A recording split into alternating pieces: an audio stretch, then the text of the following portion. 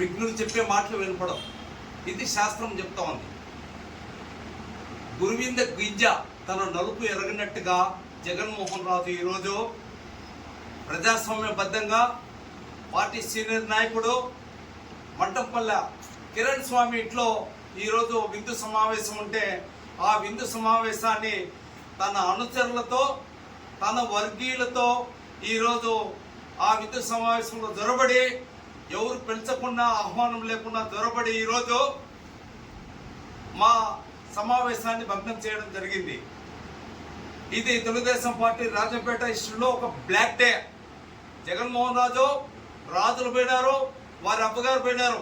నీ ఆఫీసులో ఒక మీటింగ్ చెప్పిన, జగన్ రెడ్డి పోయినాడు, వాళ్ళ ఆయన రాజశేఖర్ రెడ్డి పోయినాడు, వాడప్ప రాజారెడ్డి పోయినాడు అని కూడా చెప్పిన.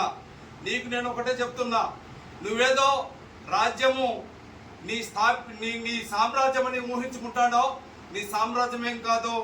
నువ్వు 3 ఏళ్ల కిందట విజిల్ పార్టీలోంచి విజిల్ ఉంచుకొని తెలుగుదేశం పార్టీలో చేరినావు. గుర్తుపెట్టుకో, ఈరోజు నా ఎరిక లేకుండా నా ఆజ్ఞ లేకుండా మీటింగులు జరిపించే స్థాయి నీకు లేదు. ఎందుకంటే బత్యాల చెంగల్నాయుడు గారు 2019లో పోటీ చేసి ఓడిపోవడం జరిగింది. ఓడిపోయిన తర్వాత ఆయన 2024 వరకు ఇన్ఛార్జిగా ఉండడం జరిగింది. ఆ హయాంలో ఆయన జనరల్ సెక్రటరీ గారు కూడా పార్టీకి పనిచేయడం జరిగింది.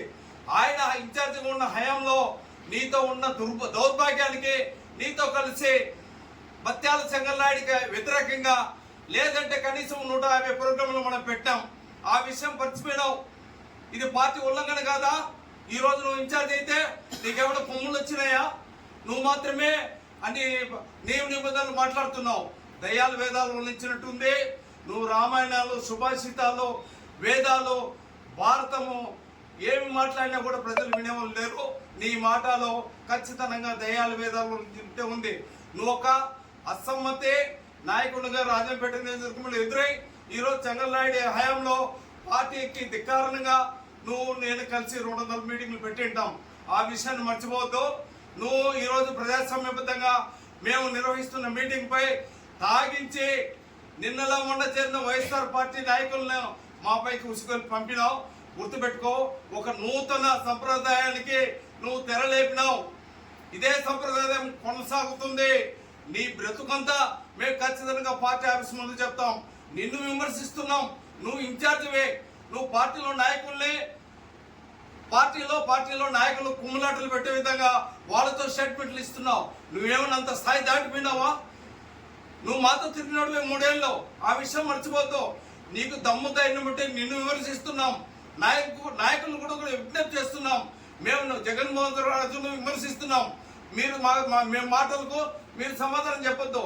ఇన్ఛార్జికి ధైర్యం బట్టి చెప్తాడు. నాయకులు మనం కొట్టుకుంటే పద్ధతులు వద్దు. దయవించి వినయపూర్వకంగా విజ్ఞప్తి చేస్తున్నారు. రాజంపేట నియోజకవర్గ జగన్ రాజు వర్గీయులుగా కొనసాగుతున్న నాయకులందరికీ వినయపూర్వకంగా నమస్కరించి విజ్ఞప్తి చేస్తున్నా. దయవించి అతని కుట్రల్లో మీరు పాల్గొనతో నీ దందా ఏం చేస్తున్నావో అన్నీ కూడా పార్టీ ఆఫీస్కు తెలియజేసిన తర్వాత ఒక 5,000 మందితో ఒక నియోజకవర్గ హెడ్ క్వార్టర్లో కానీ లేదా మరో ప్లేస్లో కానీ ఖచ్చితంగా సమావేశం నిర్వహించడం ఖాయం. నీ బ్రతుకు నీ అంతా మొత్తం చెప్పడం ఖాయం. ఇకపోతే అన్ని కులాలకు అంటున్నావు. ఏ కులానికి? నీ కులానికా? ఎవడు ఈ మహేష్ రాజు యదవ 24 వరకు మహేష్ మిథునరెడ్డి సంఖ్యలాగుతూ ఉన్నాడు. ఆ మహేష్ రాజు ఈరోజు నేను సీఎల్ మార్పిస్తున్నా, ఎంఆర్ఓ మార్పిస్తున్నా అని మాట్లాడుతున్నాడు. నీకు ఆయనకున్న సంబంధం ఏమే నియోజకవర్గం అంతా తెలుసు.